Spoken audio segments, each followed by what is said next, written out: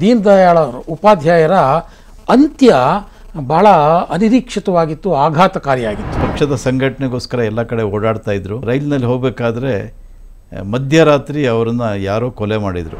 ಕೊಲೆ ಆಯಿತು ಹೇಗೆ ಅನ್ನೋದು ಇದುವರೆಗೂ ಕೂಡ ನಿಗೂಢ.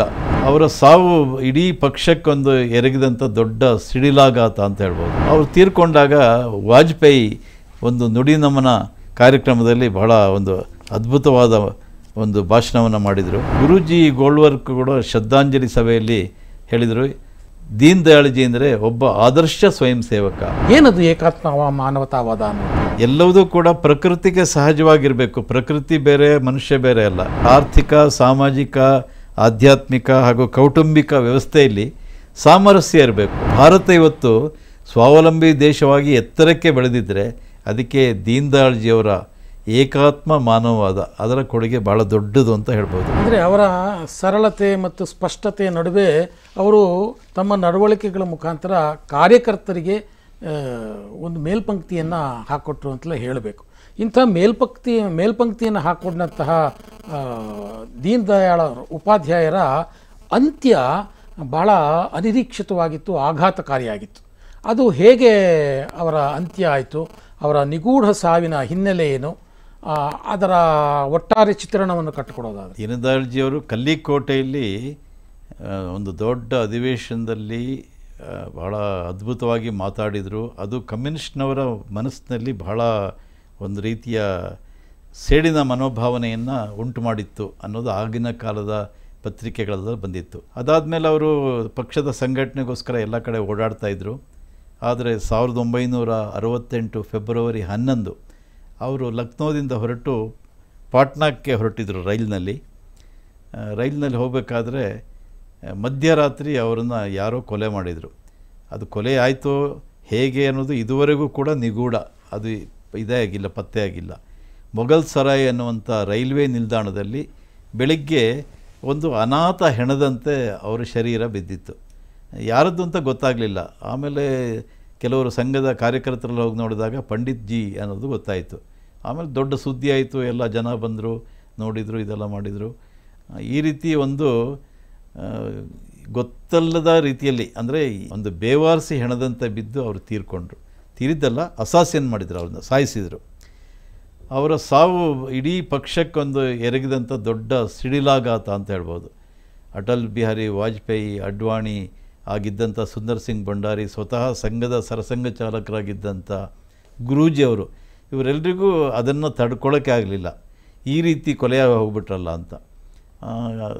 ಅದಕ್ಕೆ ಬೇಕಾದಷ್ಟು ತನಿಖೆಗಳಾಯಿತು, ಸರ್ಕಾರದ ಕಡೆಯಿಂದ ತನಿಖೆ ಆಯಿತು, ಸಂಸತ್ ಸದಸ್ಯರೆಲ್ಲ ಪ್ರತಿಭಟನೆ ಮಾಡಿದರು. ಆದರೆ ತನಿಖೆ ವಿ ಚಂದ್ರಚೂಡ್ ಅಂತ ಒಬ್ಬರು ನ್ಯಾಯಾಧೀಶರ ಒಂದು ಆಯೋಗನೇ ಅದಕ್ಕೆ ಏರ್ಪಾಟ್ ಮಾಡಿದರು. ಅದರಲ್ಲಿ ಕೊನೆಯಲ್ಲಿ ಹೇಳಿದ್ದೇನು ಅಂದರೆ ಯಾವುದೇ ಸಾಕ್ಷ್ಯಗಳು ಸಿಗಲಿಲ್ಲ, ಅದಕ್ಕೆ ಯಾರು ಕೊಲೆ ಮಾಡಿದರು ಅಂತ ಗೊತ್ತೇ ಆಗಲಿಲ್ಲ. ಅಷ್ಟೊಂದು ಜಾಣತನದಿಂದ ಕೊಲೆ ಮಾಡಿದರು. ಸೊ ಕೊನೆಗೆ ತೀರ್ಪು ಬಂದಿದ್ದೇನು ಅಂದರೆ ಯಾರೋ ದರೋಡೆಕೋರರು ಅವರನ್ನು ಕೊಲೆ ಮಾಡಿದ್ದಾರೆ, ಒಂದಿಬ್ಬರು ದರೋಡೆಕೋರರು ಅವ್ರನ್ನ ಕೊಂದು ಹಾಕಿದ್ರು ಅಂತ. ಆದರೆ ಇದು ಎಷ್ಟು ಹಾಸ್ಯಾಸ್ಪದ ಅಂದರೆ, ದರೋಡೆಕೋರರು ಯಾರನ್ನು ಕೊಲೆ ಮಾಡ್ತಾರೆ ಅಂದರೆ ಯಾರೋ ಬಹಳ ಶ್ರೀಮಂತ ವ್ಯಕ್ತಿಯನ್ನು, ಅಥವಾ ಅವನ ಹತ್ರ ಏನಾದರೂ ವಜ್ರ ವೈಡೂರ್ಯ ಈ ಥರದ್ದೆಲ್ಲ ಇದ್ದರೆ, ಅಥವಾ ನೋಟಿನ ಕಂತೆಗಳಿದ್ದರೆ ಅವ್ರದ್ದು ಕೊಲೆ ಮಾಡೋದು ಸಹಜ. ದೀನ್ ದಯಾಳ್ಜಿಯವರು ಪ್ರಯಾಣ ಮಾಡಬೇಕಾದ್ರೆ ಅವ್ರ ಹತ್ರ ಇದ್ದಿದ್ದು ಒಂದು ಸಾಧಾರಣ ಒಂದು ಸೂಟ್ ಕೇಸು, ಅದರಲ್ಲಿ ಒಂದು 2 ಧೋತಿ, 2 ಜುಬ್ಬ, ಅವ್ರ ಜೊತೆಗೆ ಅವ್ರ ಹತ್ರ 25 ರೂಪಾಯಿ ನಗದು ಹಣ ಇತ್ತು. ಕ್ಯಾಶ್ 25 ರೂಪಾಯಿ ಅಷ್ಟೇ ಇದ್ದಿದ್ದು.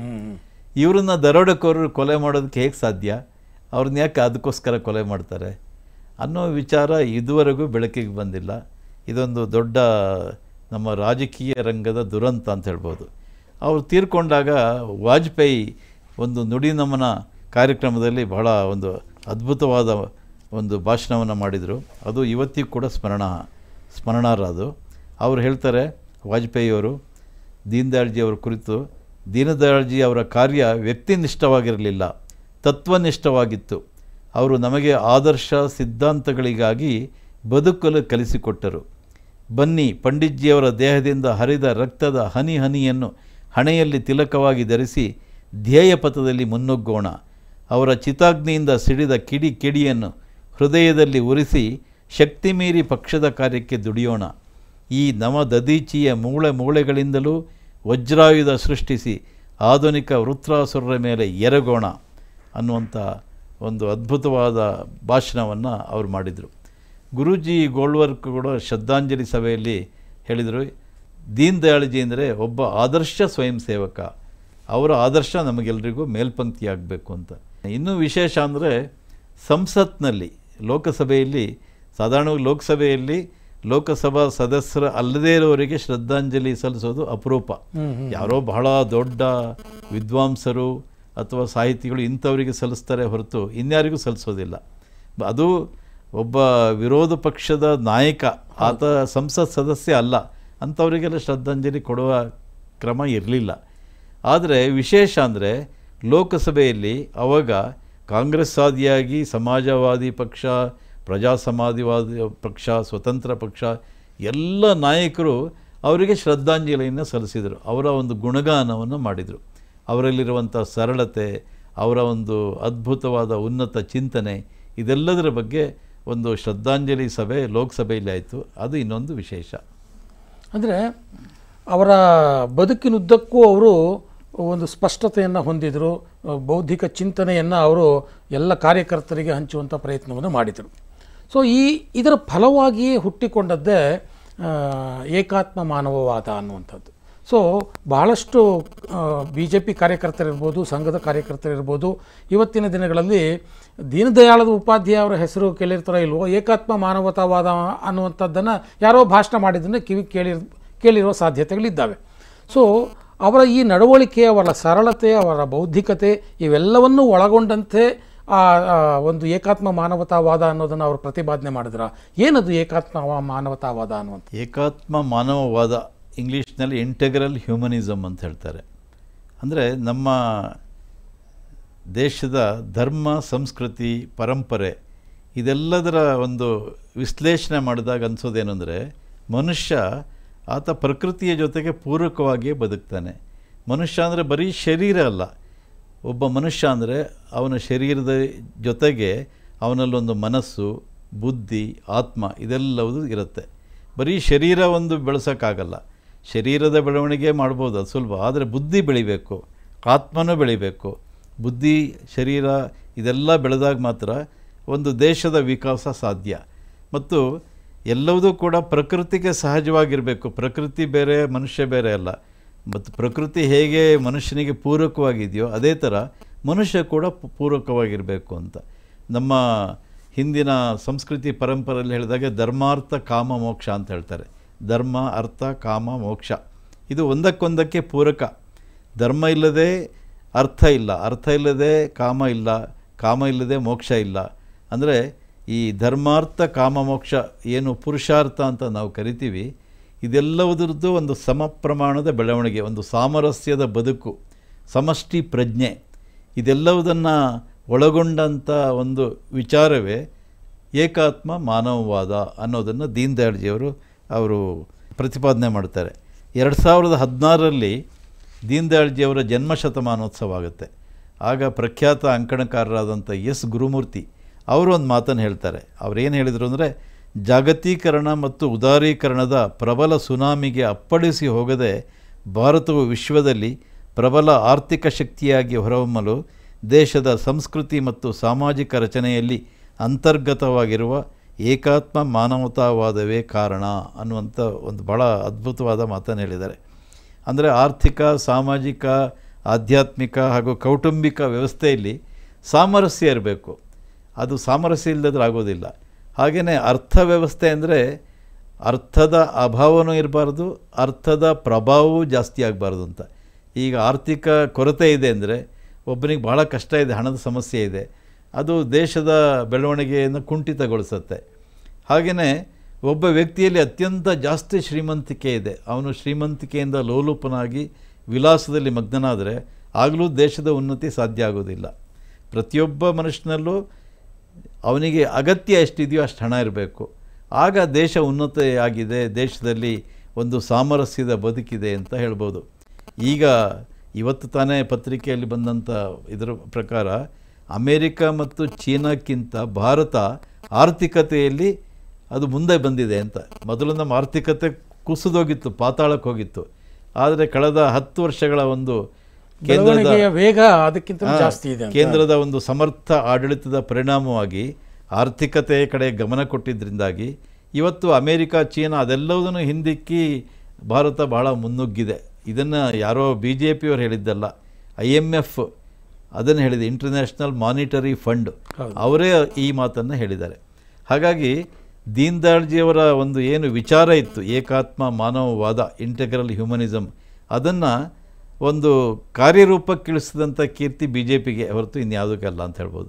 ಅಂತ್ಯೋದಯ ಯೋಜನೆ ಇರ್ಬೋದು ಅಥವಾ ಇನ್ಯಾವುದೋ ಬೇರೆ ಬೇರೆ ಅವರು ಹೇಳಿದಂಥ ಚಿಂತನೆಗಳು ಅದರ ಒಂದು ಸಾಕಾರ ರೂಪ. ಸ್ವದೇಶಿ ಮತ್ತು ಸ್ವಾವಲಂಬನೆ. ಹಿಂದೇನು ಅಂದರೆ ನಮಗೆ ಬೇಕಾದಂಥ ಯುದ್ಧೋಪಕರಣಗಳು ಅಥವಾ ಇನ್ಯಾವುದೋ ವಸ್ತುಗಳು ಎಲ್ಲ ಇಂಪೋರ್ಟ್ ಮಾಡ್ಕೊಳ್ತಾ ಇದ್ವಿ. ನಮ್ಮಲ್ಲಿ ಅದು ಯಾವುದೂ ಇರಲಿಲ್ಲ. ನಮಗೆ ಬೇಕಾದಂಥ ಕಂಪ್ಯೂಟರ್ ಇರ್ಬೋದು ಅಥವಾ ಇನ್ಯಾವುದೋ ಒಂದು ಮೋಟ್ರ್ ಸೈಕಲ್ ತಯಾರು ಮಾಡೋದು ಅಥವಾ ಒಂದು ಪೆನ್ ಇರ್ಬೋದು, ಎಲ್ಲ ವಿದೇಶದಿಂದ ಬರ್ತಾಯಿತ್ತು ನಮಗೆ. ಆದರೆ ಇವತ್ತು ಅದೆಲ್ಲವುದು ಸ್ವದೇಶದಲ್ಲೇ ತಯಾರಾಗ್ತಾ ಇದೆ. ಎಷ್ಟೋ ಯುದ್ಧೋಪಕರಣಗಳನ್ನು ಈಗ ಭಾರತದಲ್ಲಿ ತಯಾರು ಮಾಡುವಂಥ ಸಾಮರ್ಥ್ಯ ಭಾರತಕ್ಕೆ ಬಂದಿದೆ. ಅದಕ್ಕೆ ಕಾರಣ ದೀನ್ ದಯಾಳ್ಜಿಯವರ ಚಿಂತನೆ, ಸ್ವದೇಶಿ ಚಿಂತನೆ, ಸ್ವಾವಲಂಬಿಯಾಗಿರಬೇಕು ಅಂತ. ಯಾವ ದೇಶ ಸ್ವಾವಲಂಬಿಯಾಗಿರುತ್ತೆ ಆ ದೇಶ ಮಾತ್ರ ಮುನ್ನುಗ್ಗೋಕ್ಕೆ ಸಾಧ್ಯ. ಯಾವಾಗಲೂ ಪರಾವಲಂಬಿ ಆದರೆ, ಇನ್ನೊಬ್ಬರನ್ನು ಆಶ್ರಯಿಸಿದರೆ ಅದು ಮುಂದಕ್ಕೆ ಬರೋಕ್ಕೆ ಸಾಧ್ಯನೇ ಇಲ್ಲ. ನಾವು ಪಾಕಿಸ್ತಾನವನ್ನು ನೋಡ್ಬೋದು, ಅದು ಸ್ವಾವಲಂಬಿ ಆಗಿಲ್ಲ. ಇನ್ನೂ ಅನೇಕ ದೇಶಗಳಿದೆ. ಆದರೆ ಭಾರತ ಇವತ್ತು ಸ್ವಾವಲಂಬಿ ದೇಶವಾಗಿ ಎತ್ತರಕ್ಕೆ ಬೆಳೆದಿದ್ದರೆ ಅದಕ್ಕೆ ದೀನ್ ದಯಾಳ್ಜಿಯವರ ಏಕಾತ್ಮ ಮಾನವವಾದ ಅದರ ಕೊಡುಗೆ ಭಾಳ ದೊಡ್ಡದು ಅಂತ ಹೇಳ್ಬೋದು. ಹೀಗೆ ದೀನ್ ದಯಾಳ್ಜಿಯವರು ಪ್ರತಿಪಾದನೆ ಮಾಡಿದಂಥ ಧರ್ಮ ಅಂದರೆ ಅದ್ಯಾವುದು ರಿಲಿಜನ್ನು, ಮತ, ಪಂಥ ಅದಲ್ಲ. ಅದು ಧರ್ಮ ಅಂದರೆ ಒಂದು ಸಹಜ ನಡವಳಿಕೆ. ನಮ್ಮ ಹಿಂದೂ ಸಮಾಜದಲ್ಲಿ ಸಹಜವಾದ ನಡವಳಿಕೆ ಇದೆ. ಯಾರಿಗಾದರೂ ನಾವು ವಸ್ತುಗಳನ್ನು ಕೊಡಬೇಕಾದ್ರೆ, ಉದಾಹರಣೆ ಧಾನ್ಯವನ್ನು ಕೊಡಬೇಕಾದ್ರೆ, ಈಗ 10 kg ಧಾನ್ಯ ಕೊಡಬೇಕಾದ್ರೆ ಒಂದು ಸ್ವಲ್ಪ ಜಾಸ್ತಿ ಹಾಕ್ತೀವಿ. ಅದು ಸಹಜವಾಗಿ ಬಂದಿದೆ. ಅದು ಧರ್ಮ ಅಂದರೆ ಒಂದು ಸ್ವಲ್ಪ ಜಾಸ್ತಿ ಇರಲಿ, ಕಡಿಮೆ ಕೊಡಬಾರ್ದು. ಯಾರಿಗೆ ನಾವು ಏನೇ ಕೊಡಬೇಕಾದ್ರೂ ಕಡಿಮೆ ಆಗಬಾರ್ದು, ಒಂದು ಸ್ವಲ್ಪ ಜಾಸ್ತಿ ಇರಬೇಕು ಅಂತ. ಊಟಕ್ಕೆ ಬಡಿಸ್ತೀವಿ, ಊಟ ಬಡಿಸ್ಬೇಕಾದ್ರೆ ಇನ್ನು ಸ್ವಲ್ಪ ತೊಗೊಳ್ಳಿ, ದಾಕ್ಷಿಣ್ಯ ಮಾಡಬೇಡಿ ಅಂತ. ಅದು ನಮ್ಮ ಸಂಸ್ಕೃತಿಯಲ್ಲೇ ಸಹಜವಾಗಿ ಬಂದಂಥ ನಡವಳಿಕೆ. ಬೇರೆ ಕಡೆ ಇಷ್ಟೇ ಬಡಿಸ್ಬೇಕು, ಅದಕ್ಕಿಂತ ಹೆಚ್ಚು ಬಡಿಸ್ಬಾರ್ದು, ಇಲ್ಲವೇ ಇಲ್ಲ. ನಾವು ಮದುವೆ ಸಮಾರಂಭಗಳಲ್ಲಿ ಅಥವಾ ಇನ್ಯಾವುದೋ ಸಮಾರಂಭಗಳಲ್ಲಿ ಇನ್ನೊಂದು ಸ್ವಲ್ಪ ತೊಗೊಳ್ಳಿ, ಸಂಕೋಚ ಮಾಡ್ಕೋಬೇಡಿ ಅಂತೆಲ್ಲ ಹೇಳ್ತೀವಿ. ಇದು ಸಹಜವಾದ ನಡವಳಿಕೆ. ಇದು ರಾಜಕೀಯ ರಂಗದಲ್ಲೂ ಬರಬೇಕು. ಅಂದರೆ ಜಸ್ಟಿಸ್ ಫಾರ್ ಆಲ್, ಎಲ್ಲರಿಗೂ ನ್ಯಾಯ ದೊರಕಬೇಕು. ಆದರೆ ಅಪೀಸ್ಮೆಂಟ್ ಫಾರ್ ನನ್, ಬೇರೆ ಯಾರಿಗೋ ಓಲೈಕೆ ಮಾಡೋದಾಗಲಿ, ಯಾವುದೋ ಒಂದು ವರ್ಗಕ್ಕೋಸ್ಕರ, ಒಂದು ಸಮುದಾಯಕ್ಕಾಗಿ ನಾವು ರಾಜಕೀಯ ಮಾಡಬಾರ್ದು. ಇಡೀ ದೇಶಕ್ಕೋಸ್ಕರ, ಇಡೀ ದೇಶ ಏನಿದೆ, ಇಡೀ ರಾಷ್ಟ್ರ ಏನಿದೆ, ಆ ರಾಷ್ಟ್ರದ ಬೆಳವಣಿಗೆಗೆ ಪೂರಕವಾಗಿರಬೇಕು. ಇದು ಅದಕ್ಕೆ ಅವ್ರು ಹೇಳ್ತಿದ್ರು, politics is a means to serve the people ಅಂತ. ರಾಜಕೀಯ ಅನ್ನೋದು ಜನರ ಸೇವೆ ಮಾಡೋದಕ್ಕಿರುವಂಥ ಒಂದು ಸಾಧನ.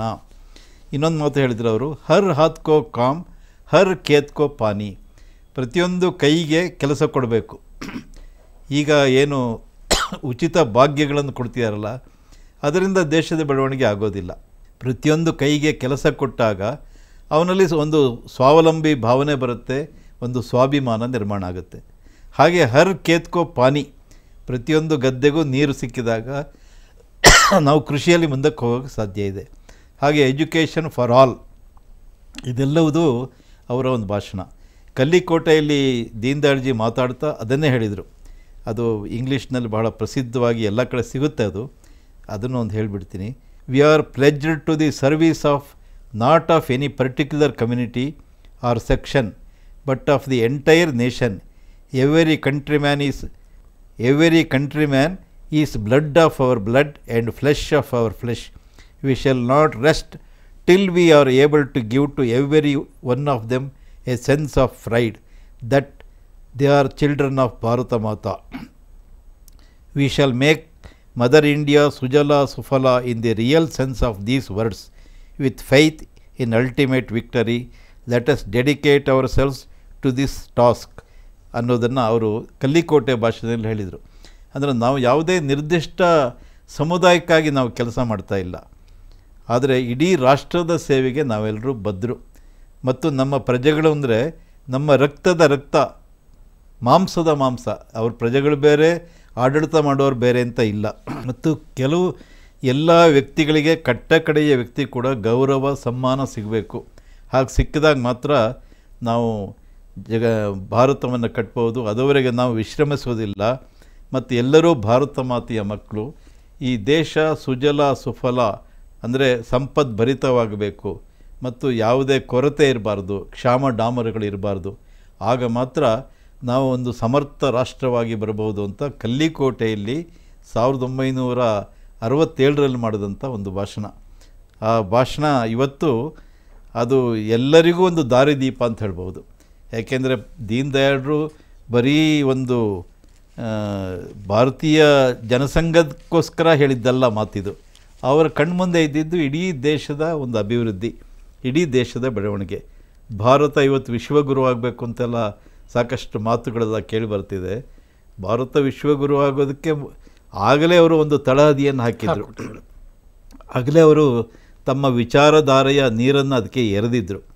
ಹೀಗೆ ಇವತ್ತು BJP ಏನಾದರೂ ಬಹಳ ಉನ್ನತ ಸ್ಥಾನಕ್ಕೆ ಹೋಗಿದೆ ಅಂದರೆ ಅದಕ್ಕೆ ಕಾರಣ ಪಂಡಿತ್ ದೀನ್ ದಯಾಳ್ಜಿಯವರ ಒಂದು ಅದ್ಭುತವಾದ ಚಿಂತನೆಗಳು, ಅವರ ಉದಾತ್ತ ನೀತಿ ನಿಲುವುಗಳು ಮತ್ತು ಅವರ ಒಂದು ಪ್ರಖರ ವ್ಯಕ್ತಿತ್ವ ಹಾಗೂ ಅವರ ಆದರ್ಶ ನಡವಳಿಕೆ ಇದೆಲ್ಲವುದೂ ಕಾರಣ ಆಗಿದೆ ಅಂತ ಹೇಳ್ಬೋದು. ಮತ್ತು ದೀನ್ ದಯಾಳ್ಜಿಯವರನ್ನು ನಾವು ಸದಾಕಾಲ ನೆನಪಿಟ್ಕೊಳ್ಬೇಕಾದಂಥ ಒಬ್ಬ ವ್ಯಕ್ತಿ. ಅಂದರೆ ಅವರೊಬ್ಬ ರಾಜಕೀಯ ಸಂತ. ಅವರು ನೇತಾ ಅಂದರೆ ನೇತಾನಿಗಿರಬೇಕಾದ ಗತ್ತು ಗೈರತ್ತು ಅವರ ಹತ್ರ ಇಲ್ಲದೇ ಇರ್ಬೋದು, ಆದರೆ ನಿಜವಾದ ನೇತಾ ಅವರಾಗಿದ್ದರು ದೀನ್ ದಯಾಳ್ಜಿಯವರು. ಹಾಗಾಗಿ ಅವರನ್ನು ತಂಪು ಹೊತ್ತಿನಲ್ಲಿ ನೆನೆಯಬೇಕಾದಂಥ ಒಂದು ಅಗತ್ಯ ಇದೆ. ಸೊ ತಂಪು ಹೊತ್ತಿನಲ್ಲಿ ನೆನೆಯಬೇಕಾದಂಥ ಅಗತ್ಯ ಖಂಡಿತ ಇದೆ. ಇದರ ಜೊತೆಗೆ ಬರೀ ಭಾರತೀಯ ಜನತಾ ಪಕ್ಷ ಅಷ್ಟೇ ಅಲ್ಲ, ಎಲ್ಲ ರಾಜಕೀಯ ಪಕ್ಷಗಳು ಸಹ ಉಪಾಧ್ಯಾಯರ ದೀನ್ ದಯಾಳರ ಚಿಂತನೆಯನ್ನು ಮೈಗೂಡಿಸಿಕೊಂಡಾಗ ಯಾವುದೇ ರಾಜಕೀಯ ವೈಷಮ್ಯವನ್ನು ಮೀರಿ ಭಾರತ ಮತ್ತೆ ಪರಮ ವೈಭವಕ್ಕೆ ಹೋಗೋದಕ್ಕೆ, ಆ ಸ್ಥಿತಿಯನ್ನು ತಲುಪೋದಕ್ಕೆ ಸಾಧ್ಯ ಅನ್ನೋದು ಈ ಎಲ್ಲ ಮಾತುಗಳಿಂದ ಸ್ಪಷ್ಟವಾಗುತ್ತೆ. ದೂಗು ಲಕ್ಷ್ಮಣ್ ಅವರೇ, ಇಷ್ಟು ಹೊತ್ತು ದೀನದಯಾಳರ ಸಂಪೂರ್ಣ ವ್ಯಕ್ತಿತ್ವ, ಅವರ ನಡೆ ನುಡಿ, ಅವರು ಹಾಕಿಕೊಟ್ಟಂಥ ಮೇಲ್ಪಂಕ್ತಿ ಇವೆಲ್ಲವನ್ನು ತಿಳಿಸ್ಕೊಟ್ರಿ. ಇದು ಇವತ್ತಿನ ಜನಾಂಗಕ್ಕೆ ಇರ್ರೆಸ್ಪೆಕ್ಟಿವ್ ಆಫ್ ಪೊಲಿಟಿಕಲ್ ಪಾರ್ಟೀಸ್ ಅಥವಾ ಯಾವುದೇ ಕ್ಷೇತ್ರದ ಜನತೆಗೆ ಬೇಕಾದಂಥ ಭಾಳ ಅತ್ಯಮೂಲ್ಯವಾದ ಮಾಹಿತಿ. ಈ ಮಾಹಿತಿ ಕೊಟ್ಟಿದ್ದಕ್ಕೆ ಧನ್ಯವಾದಗಳು. ನಮಸ್ಕಾರ. ನಮಸ್ಕಾರ.